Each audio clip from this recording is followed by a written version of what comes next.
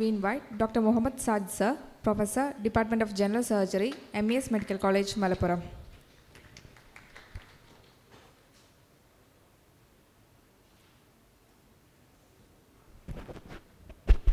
Good afternoon, everyone. Respected chairpersons, senior professors, dear friends. Let me first thank the organizers for giving me an opportunity to talk on this topic. Warm regards from MES Medical College. I would be dealing with this topic in these headings. Before we go into the topic, just to discuss some of these clinical scenarios wherein which a patient who has been diagnosed clinically as a benign parotid swelling, histopathology report after the surgery mentions that this is a malignancy. What should we do? Based on this thinking process, we also would like to think whether a total parotidectomy is warranted in all the benign scenarios. Then, of course, the question of clinically malignant swellings, what should we do? And then to introduce the term of extracapsular dissection and when we should do this extracapsular dissection. Obviously, clinical and radiological assessment forms the most important part of our assessment of these patients, distinguishing between benign and malignant diseases, which lobe is involved, whether the nerve is involved or not. Ultrasound and high frequency MRI forms a very important part of the assessment, especially high frequency ultrasound when we want to rule out involvement of the nerves. Now going into the pathological aspects of the disease, because planning of the treatment really depends upon the pathological assessment. It is not easy if you see this slide, because there's a wide variety of pathological diseases, and to take a decision on that would not be an easy thing. If we split up this pathological puzzle, the first thing that comes to our mind is the role of FNAC. The present assessment by Millen's criteria is a very useful one, wherein which the risk of malignancy can be identified and assessed. Many studies have shown that the Millen's criteria is a good way of assessing the pathological constraints, pathological assessment. However, the indeterminate categories, which is about 20%, which has about 20% possibility of malignancy, remains a problem. So in these scenarios, a frozen section of the parotid gland would be an ideal choice. So we have to communicate with our pathologist to think about the possibility of doing a frozen section when there is a difficulty. Studies have also confirmed the significance and the results of frozen section, which is very good. However, the most important thing as far as the pathological criteria deciding about the type of treatment planning would be the risk assessment related to the tumors. As I have shown before, there are umpteen number of tumors, but the most important thing is dividing these tumors based on the risk categorization into high risk, intermediate risk, and low risk tumors. So this exactly is the important part of decision making when we deal with these kind of tumors. So to give you a clue about it, high risk tumors always go for a higher modality of treatment in addition to surgical treatment. Another important factor that we have to consider when we deal with parotid tumors are the prognostic factors related to each of these tumors.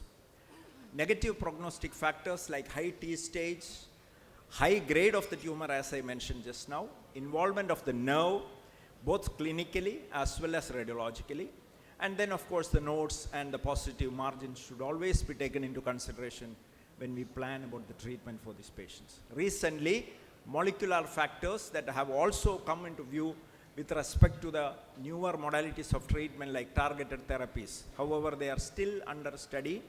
Say for example, HER2 expressions are seen in high-grade tumors in many scenarios, and probably the role of giving trastuzumab like drugs for these kind of patients. Coming to the treatment part, surgery of course remains the most important treatment planning and the gold standard. However, the terms that have been described have been many, giving rise to confusions. And then of course the adjuvant therapies like radiotherapy, systemic therapies and targeted therapy. So just to clarify the surgical part, the European Salivary Gland Society have put in a classification related to parotidectomies, which has to be used or which can be used as for us to identify the two basic types of parotidectomies. The parotidectomy, as we classically describes as well as the extracapsular dissection. The moment somebody says it is parotidectomy, it is identifying the facial nerve branches, at least one of the branches, and dissecting off the gland from these branches. We saw yesterday a wonderful dissection by Santosh sir, and there he identified the nerve, dissected it off. That is a classical parotidectomy. In an extracapsular dissection, there is no such identification of the facial nerve. However, there is one thing that has been mentioned in both these terminology, that is at least one level is removed. What do you mean by one level? The level is described as level 1 to 4. Any tumor situated and superficial to the facial nerve. If it is superior, then it becomes level 1. If it is inferior, then it becomes level 2. Similarly, deeply situated, deeper to the nerve, level 3 and level 4.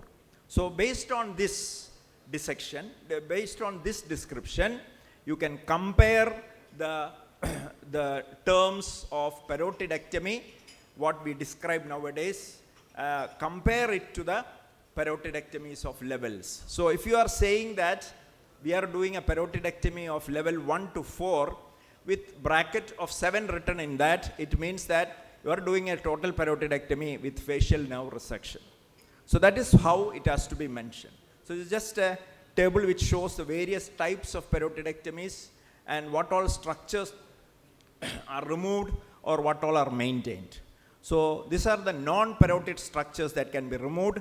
However, I did not see any description on lymph nodes on this specific description. Now coming to the indications for extracapsular dissection, solitary mobile tumors, lesions situated specifically to the lower pole are ideal for these, lower pole or the tail are ideal for these patients. Benign tumors specifically. When we talk about malignancies, obviously they are out of question, but low-grade tumors like mucoepidermoid carcinomas can also be considered as a possible way of dealing with extracapsular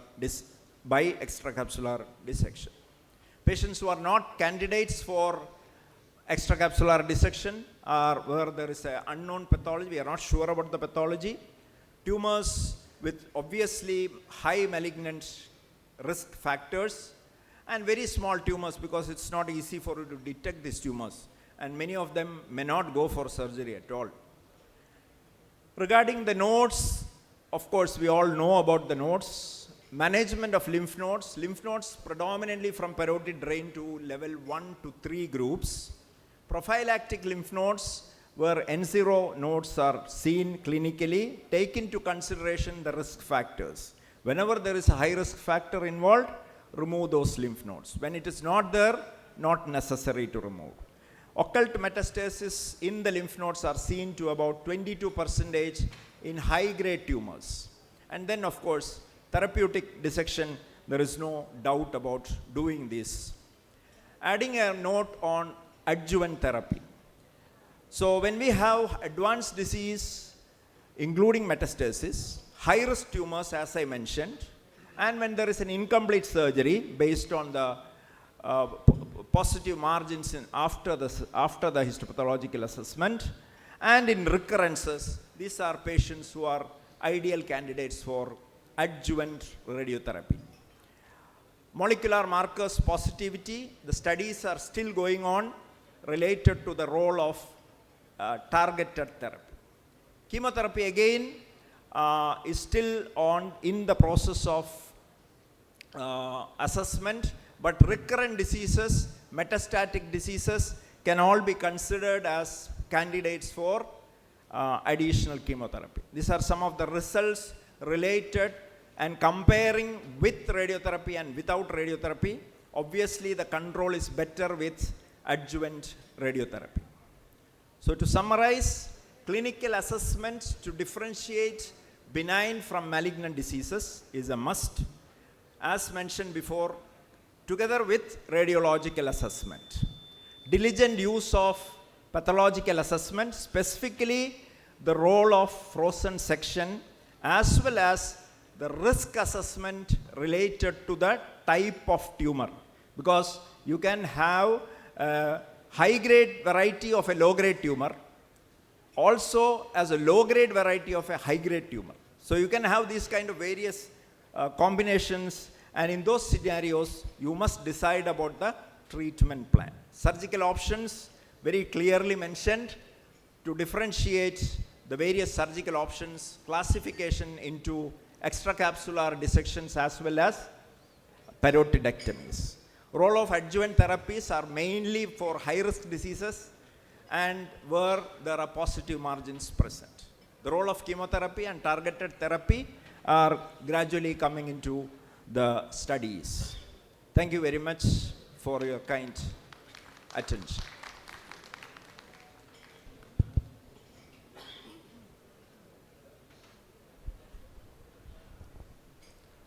Excellent presentation, Dr. Sajid, on the topic of your choice. You're always interested in parotid surgery. No, this topic was given to me. I did not ask for it. So is ECD same as enucleation? Accidental. Is ECD same as enucleation? No, enucleation is a term that is being used to clarify the term of these various types of terms. Partial parotidectomies, enucleations. Now, the terminology that should be used should be extracapsular dissection. You can also say that it is extracapsular dissection, but the correct terminology should be extracapsular dissection rather than enucleation. Jayandam sir.